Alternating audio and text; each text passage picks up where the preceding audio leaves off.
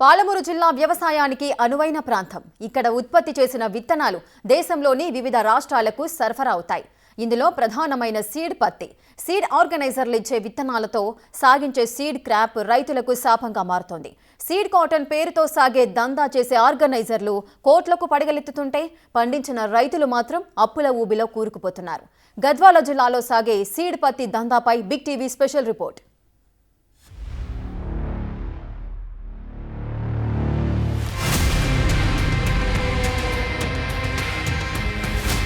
గద్వాల జిల్లా ఈర్లకొండ గ్రామానికి చెందిన రవికుమార్ అనే ఈ యువ రైతు 2 ఎకరాల్లో పత్తి విత్తనాలు వేశారు. 6 క్వింటాల 36 కేజీలు పండింది. అయితే ఈ విత్తనాలు ఫెయిల్ అయినట్టు చెప్పాడు ఆర్గనైజర్. తిరిగి వీరు చెక్ చేస్తే తెలిసిందేంటంటే ఆ విత్తనాలు బాగానే ఉన్నాయని ఫోన్ చేసి పిలిపిస్తే ఆ ఆర్గనైజర్ ఇంతవరకు పత్తాలేడు. 2 ఎకరాల పొలం పత్తి విత్తనం పెట్టిన 6 క్వింటాల 36 కేజీలు పండింది. మా ఆర్గనైజర్ శివరాజు ఫెయిల్ కాకుండా ఫెయిల్ అయినా చెప్పిండు. ఈడ వచ్చి చూస్తే పాస్ అయినాయి. ఆయనకు ఫోన్ చేస్తే వస్తా అని చెప్పి రాలేడు. పరిష్కారం చేయాలని అన్నతానికి వచ్చినాం, చేస్తున్నాడు. ఈడ చూస్తే లిస్ట్లో మా పేరు లేదు, ఆయన ఏం ఫెయిల్ అవుతుందని చెప్పిండు. మాకు పెట్టుబడి 1,00,000 పైన అయింది సార్. మాకు ట్రాక్టర్ కిరాయి అవల్ల నెత్తిమీనవన్నీ సార్. ఇప్పుడు ఎలా అని మేము పరిష్కారం అడగనకపోతే చెప్తలేడు. ఇది మరో రైతు గుండెగోస. ఇంత కష్టపడి 2 లక్షలకు పైగా పెట్టుబడి పెట్టి పంట వేస్తే ఆ పంట పీకేసుకో మాకేం సంబంధం లేదంటాడా ఆర్గనైజర్. నాకేమి అర్థం కావడం లేదని వాపోవడం ఈ కౌలు రైతు వంతవుతుంది. సురపల్లి నరసింహులు ఫోన్ చేసి కాసి పంట పీకేయమన్నాడు. 3 ఎకరాలు వేసిన నేను. కౌలే 50,000 ఉంది మా ఊర్లో. 50,000 కౌలు కట్టి కాసి 40 రోజులైంది పంట వేసి. 2 కోటల మందు వేసిన, 2 సార్లు ప్రేయర్ చేసిన. మందు ఖర్చు మన కూలీలు 50,000 ఖర్చు అయింది. కలుపులు తీపిచ్చిన. అన్నీ అయిపోయినాక ఇప్పుడు పీకేసుకుంటున్నాడు. నేను ఏం చేయాలో నాకు అర్థమైతే లేదు. ఇలా తీసి అడిగితే కంపెనీ వాళ్ళు 10,000 ఇస్తామంటున్నారు. నువ్వు పీకేసుకుంటే పీకేసుకో, లేకుంటే ఊకోకుండా ఉండు, మమ్మల్ని అడగాకంటున్నారు. ఫోన్ చేస్తేనా ఏం రెస్పాన్స్ ఇస్తలేడు. పీకేసుకుంటే పీకేసుకో, ఆ సీడ్ కూడా నాకు సంబంధం లేదంటున్నాడు. అట్లా మనం ఏం చేయాలో నాకు అర్థమైతే లేదు. ఈ వీడికే 2-3 లక్షలు ఖర్చు వచ్చింది దానికి. కౌలు పొలం నాది ఫస్టే. నేను ఏం చేయాలో తెలుస్తలేదు. గద్వాల జిల్లా విత్తనోత్పత్తికి అనువైన ప్రాంతం. సీడ్ ప్రొడక్షన్ అండ్ ప్రాసెసింగ్ జిల్లాలో పెద్ద ఎత్తున సాగుతుంది. విత్తనోత్పత్తికి అనువైన ప్రాంతం కావడం వల్ల వివిధ రకాల విత్తనాలు పండిస్తారు. ఇందులో పత్తి ఎక్కువ. పత్తి విత్తనాలే జీవనాధారంగా ఇక్కడి రైతులు కాలం వెల్లదిస్తున్నారు. కానీ సీడ్ ఆర్గనైజర్లు ఇచ్చి ఫీడ్ సీడ్ నమ్మి రైతులు నిండా మునిగిపోతున్నారు. విత్తనోత్పత్తి ప్రక్రియలో ఏటా నాణ్యత లేని సీడ్ బయటపడుతుంది. గద్వాల కేంద్రంగా కొనసాగుతున్న కాటన్ సీడ్ జర్మినేషన్లు ప్రతిసారి లాగానే ఈసారి కూడా సీడ్లో క్వాలిటీ లేదని ల్యాబుల్లో నిర్ధారణ అయింది. అనేక కంపెనీల నుంచి వచ్చిన సీడ్లో 1000 క్వింటాలకు పైగా నాణ్యత లేని విత్తనాలు గుర్తించారు. ఇలాంటి సందర్భాలు అనేకం. ఆర్గనైజర్లు ఇచ్చే ఫేక్ సీడ్ విత్తనాన్ని నమ్మి రైతులు ఎలాంటి మోసాలకు లోనవుతున్నారు? ఈ ప్రాంతంలో అధిక శాతం మంది సీడ్ ఫార్మర్స్ ఆర్గనైజర్ల చేతిలో బలైపోతున్న దృశ్యం అడుగడుగున కనిపిస్తోంది. ఇక్కడ సమస్య ఏంటంటే ల్యాబ్ లో టెస్టింగ్ పూర్తయి సీడ్ లో ఎంత ఫెయిల్యూర్ ఉందో లేదో స్పష్టంగా చెప్పకుండా దాచడం ఇక్కడి సీడ్ మాఫియా ఫాలో అవుతున్న విధానం. 90% కన్నా తక్కువ మొలకెత్తే విత్తనాలను ఫెయిల్యూర్ సీడ్ గా పరిగణిస్తాయి ల్యాబ్లు. వీటిని ఉపయోగిస్తే సరైన దిగుబడి రాక రైతులు పెట్టుబడితో పాటు ఆదాయాన్ని సైతం కోల్పోతారు. అందువల్ల ఈ సీడ్ ను ఉపయోగించరాదన్నది ఒక రూల్. కానీ ఫెయిల్యూర్ సీడ్ ని రంగు మార్చి బ్రాండ్ పేరు బార్ కోడింగ్ ను తగిలించి మార్కెట్ లోకి వదులుతుంది సీడ్ మాఫియా. నాణ్యత గుర్తింపు లేని సీడ్ ను రైతులకు కట్టబెట్టి మోసాలకు పాల్పడుతున్నారు సీడ్ వ్యాపారులు. ప్రతి ఏటా సీజన్ ముగిసే సమయంలో అడపాదడపా దాడులు చేయడం తప్ప అధికారులు ఫోకస్ పెట్టడం లేదన్న మాట వినిపిస్తోంది. జోగులాంబ గద్వాల జిల్లాలో అత్యధికంగా విత్తన పత్తిని సాగు చేస్తూ దాదాపు 45,000 ఎకరాలుగా ఈ ప్రాంతంలో విత్తన పత్తి సాగు చేస్తున్నారు గత 30 సంవత్సరాల నుంచి ప్రాంతంలోని రైతులు. అయితే ఆయా కంపెనీలు నేరుగా రైతులకి ఫౌండేషన్ సీడ్ ఇవ్వకుండా మధ్యవర్తుల ద్వారా సాగు చేస్తున్నటువంటి పరిస్థితుల్లో కంపెనీలు కావచ్చు, ఆర్గనైజర్లు కావచ్చు, రైతులపై అనేక రకాలుగా దోపిడీకి ప్రయత్నం చేస్తున్నారు, అనేక రకాలుగా దోపిడీ చేస్తున్నారు. ఇవన్నీ కూడా గత కొన్ని సంవత్సరాల నుంచి నడిగడ్డ హక్కుల పోరాట సమితి ఆధ్వర్యంలో అనేక పోరాటాలు చేసినాం.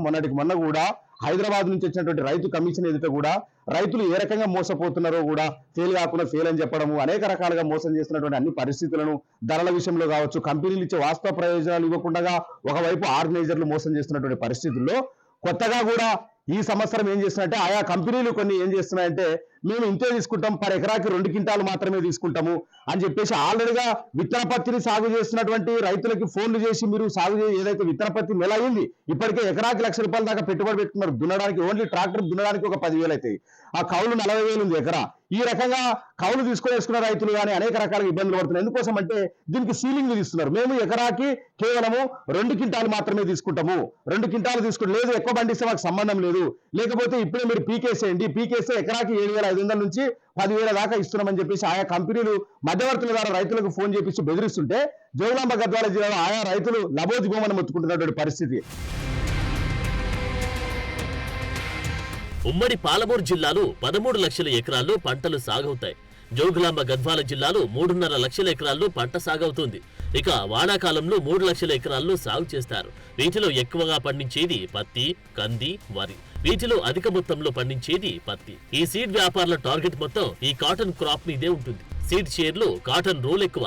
ఈ పంటలు వేసి రైతులు తీవ్ర స్థాయిలో నష్టపోతున్నారు. సీజన్ మొదలైందంటే చాలు విత్తనాలే కాదు, అలంపూర్, గద్వాల నియోజకవర్గాల్లో కాలం చెల్లిన ఎరువులు, పురుగుల మందులు అమ్ముతున్నట్టు తేలింది. గద్వాల, మల్దగల్, దరూర్, గట్టు మండలాల్లో నకిలీ విత్తనాలు బయటపడుతున్నాయి.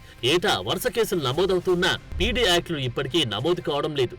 ఇంత పెద్ద ఎత్తున ఫెయిల్యూర్ విత్తనాల దందా జరుగుతున్నా వ్యవసాయ శాఖది ప్రేక్షక పాత్రే అవుతుంది.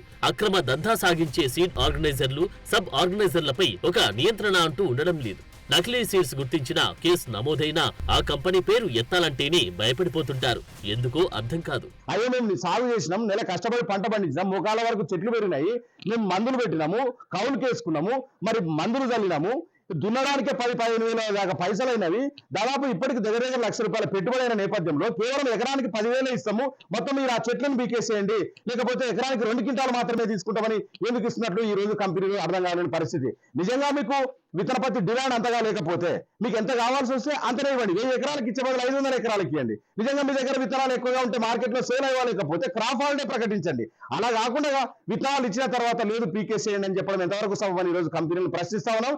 మీరు ఏదైతే ఆ ధోరణి ఉన్నదో అందుకోసం విత్తన చట్టంలో ఇవన్నీ కూడా ఈ దోపిడిని అరికట్టేటట్లుగా విత్తన చట్టంలో మార్పులు తీసుకురావాలా. ఈ ప్రభుత్వం ప్రజా ప్రభుత్వం అని చెప్పుకుంటున్నటువంటి, రైతు ప్రభుత్వం అని చెప్పుకుంటున్నటువంటి కాంగ్రెస్ ప్రభుత్వం కూడా దీనిపైన సీరియస్ గా దృష్టి పెట్టాలా. ఈ వాస్తవ విషయాలన్నింటినీ కూడా కమిషన్ దృష్టికి మనం తీసుకెళ్ళాం. మళ్ళీ కూడా కొత్తగా ఈ సంవత్సరం కంపెనీలు అనేక రకాలుగా డ్రామాలు తెరదీస్తున్నారు.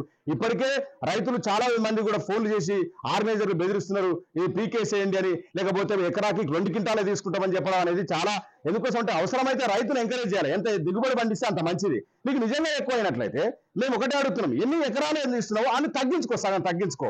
నీకు ఎంత కావాలో, నీకు ఎన్ని క్వింటాల మేరకు కావాలో అన్ని క్వింటాల మేరకే 2,000 ఎకరాలు ఇచ్చే బదులు 1,000 ఎకరాలు ఇవ్వండి.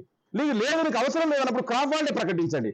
ఇప్పుడు విత్తనాలు ఇచ్చిన తర్వాత, నెల పెట్టుబడి పెట్టిన తర్వాత, చెట్లు పెరిగిన తర్వాత కౌలు తీసుకొని అనేక రకాలుగా ఇబ్బందులు పడుతున్న రైతులకు ఫోన్ చేసి పీకేయడం అని చెప్పడం సమంజసం కాదని, ఈ యొక్క వైఖరి కనుక మానకపోతే నడిగేటకుల పోరాట సమితి ఆధ్వర్యంలో ఖచ్చితంగా చట్టపరంగా ముందుకెళ్తాం. అవసరమైతే న్యాయస్థానాన్ని కూడా ఆశ్రయిస్తాం. కంపెనీలను ఆర్గనైజర్ల దోపిడీ ఆపేంత వరకు మా పోరాటం కొనసాగుతూనే ఉంటుంది రైతుల తరఫునని ఈ రోజు డిమాండ్ చేస్తా ఉన్నాం. ఈ మొత్తం వ్యవహారంలో దళారులు, ఆర్గనైజర్లు లబ్ధి పొందుతుండగా పేద రైతు నిలువెల్లా నష్టపోతున్న దృశ్యం కనిపిస్తోంది. ఇంత జరుగుతుంటే గద్వాల వ్యవసాయ శాఖ నిమ్మకు నీరెత్తినట్టు కనిపిస్తోంది. మరి దీనిపై ప్రభుత్వ చర్యలేవి అని ప్రశ్నిస్తున్నారు రైతు సంఘాల వారు.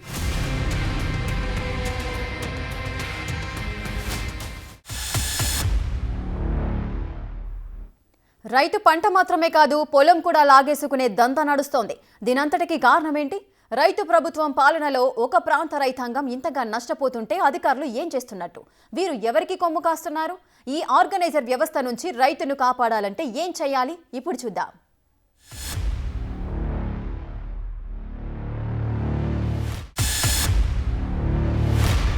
ఆర్గనైజర్లకు చెలగాటం, రైతులకు ప్రాణ సంకటంగా మారింది పరిస్థితి.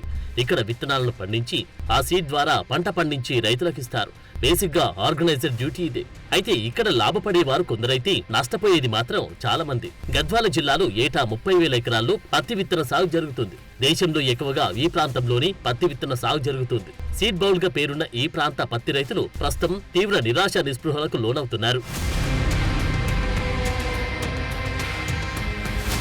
కంపెనీలు రాతపూర్వకంగా నేరుగా రైతులతో అగ్రిమెంట్ చేసుకోరు. మధ్యవర్తులతో మాట మాత్రంగా ఒప్పందం చేసుకుంటారు. ఇదంతా పర్యవేక్షించాల్సిన వ్యవసాయ శాఖ నిర్లక్ష్యంతో నష్టపోతున్నది మాత్రం రైతులే అవుతున్నారు. మామూలుగా అయితే సీడ్ ఇచ్చిన ఆర్గనైజరీ రైతులకు అప్పులిచ్చేవాళ్ళు. పంట అప్పగించిన తర్వాత అసలు వడ్డీ పట్టుకుని మిగిలిన డబ్బిచ్చేవారు. ఈసారి పంట సాగు చేశాక మధ్యలో అప్పు ఇవ్వలేమని చేతులెత్తేస్తున్నారు. దీంతో రైతు పరిస్థితి అగమ్య గోచరంగా మారుతుంది. ఎకరా విత్తన పత్తి సాగుకు 2 లక్షల నుంచి 3 లక్షల వరకు ఖర్చు అవుతుంది. ఒక్క పంట సాగుకే ఎకరాకు 50,000 నుంచి 1,00,000 వరకు పెట్టుబడి పెడతారు.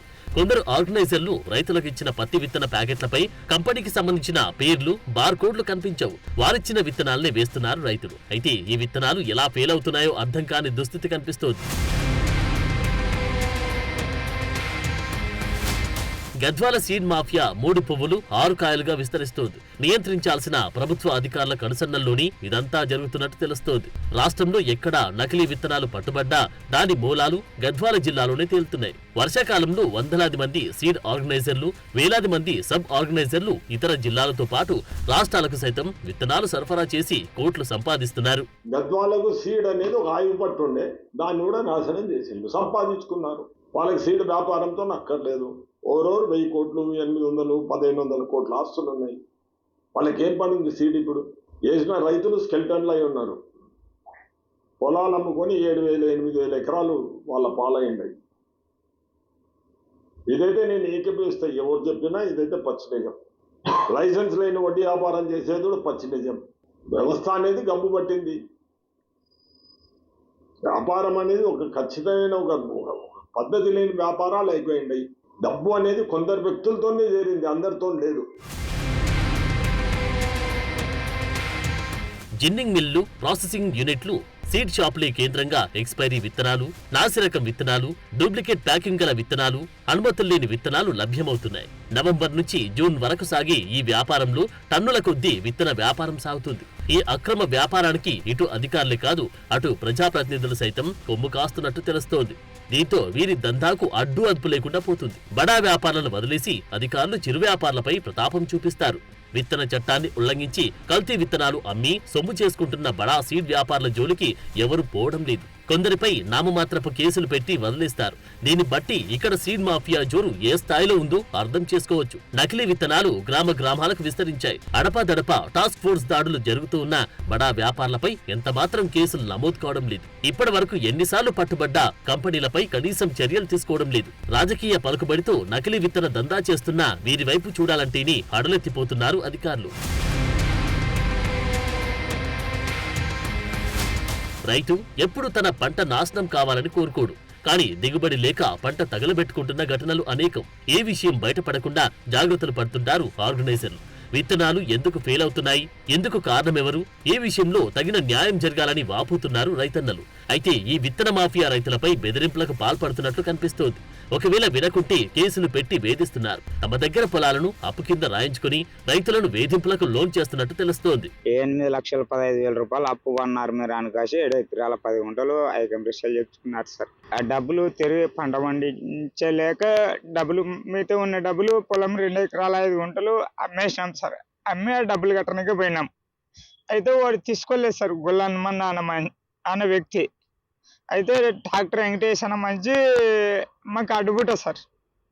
ఆ మంచి డబ్బులు ఎక్కడ ఒరే శని ఉంటుంది, పొలం ఉంటుంది, నేను ఇడిపిస్తాను అని కాసి టైం దాటించేంత వరకు మమ్మల్ని టైం వేస్ట్ చేయించినాడు సార్. తర్వాత ఏమైందంటే ఆ వ్యక్తి వేరే వాళ్ళకి గద్వాలకి అనేది 1,28,00,000కి పొలం అమ్మేసినారు సార్. ఎంఆర్ఓకి దరఖాస్తు ఇచ్చినాము, పట్టించుకోలేదు. ఈ సిఏ దగ్గర కూడా పంచాయతీ జరిగింది సార్. సిఏ దగ్గరకు కూడా మాట్లాడలేదు వాళ్ళు. గొల్ల హనుమన్న అనే వ్యక్తి, ఇక్కడ డాక్టర్ వెంకటేష్ అనే వ్యక్తి. అయితే ఏం జరిగిందంటే డిఎస్పి దగ్గరికి పోయినాం సార్. 28 లక్షలు వడ్డీ అంటే అవుతుంది అంటే కూడా కడతామన్నాం సార్. పొలం అయితే ఇడిస్తాను అంటలేడు, ఇడిస్తాను అని చెప్తలేడు సార్. మా వాడు సిడపతి తీసుకున్నాడు. మా వాడు తీసుకుంటే ఏ రోజులది తీసుకున్నాడు. ఏ రోజులది తీసుకొని ఈడ కట్టాల వాళ్ళు నాకు ఖచ్చితంగా మా దుడ్లు మాకు కావాలని కాసి రాజు వాళ్ళు అడిగిరి. వాళ్ళు అడిగితే వాళ్ళు కుతిక మీద పెట్టినాక మా వాడు ఏం చేసా, ఈ లొద్ద తీసుకుపోదాము హనుమాన్ వద్ద అని కాసి ఆ మంచిని అడిగితే ఆ మంచి ఏమోనే మీరు అందరూ పాస్బుక్లు మా వద్ద పెడితే మేము ఇస్తాము అన్నమాట మాట్లాడా మంచి మళ్ళీ 4 రూపాయలు తీసుకునిలేము. ఒక్కటి చేసి పరిశ్రమ చేసినాడు చేస్తే అందరు మీరు ఇస్తే మేము ఇస్తాము అంటే అందరు పోయి ఇచ్చినాము. ఇచ్చినాక ఏమైంది, అందరు సంతకం పెట్టండి రా అని అంటే సరేలే అని ఆయకం పెట్టినాం. మీరు అందరు చెప్తే నా దుడ్లు ఇస్తా అంటే సరేలే అన్నాం. అన్నాక పోయి వచ్చి ఆయకం పెట్టినాం. ఆయకం పెడితే కూడా మాకు కాగితం రాసి ఇచ్చినాడు, ఫలాని గడువుకి కట్టాలా అని. మనం కట్టనికపోతే తీసుకుంటలేరు. ఒకరి మీద ఒకరు చెప్పుకుంటే ఇట్లే లేట్ చేసుకుంటూ పోయినారు. యాడికి పోతే కూడా మాది ఇట్లే ఉంది, యాస రోడ్డు పోతే కూడా ఇట్లనే ఉంది మాకు. చూశారుగా ఈ రైతులు ఎంత దీనంగా కన్నీటి పర్యంతమవుతున్నారు. అంతగా ఇక్కడి రైతులు ఆగమాగమవుతున్నారు. తమ ఆక్రందన ఇకనైనా ప్రభుత్వం పట్టించుకోవాలని వేడుకుంటున్నారు వీరు. అంతేకాదు రైతుపై జరుగుతున్న ఈ దౌర్జన్య కాండ పూర్తిగా సమసిపోవాలంటే ఆర్గనైజర్ వ్యవస్థ పోవాలని, నేరుగా కంపెనీలే మాతో ఒప్పందం చేసుకునేలా చర్యలు చేపట్టాలని డిమాండ్ చేస్తున్నారు ఇక్కడి పత్తి రైతులు.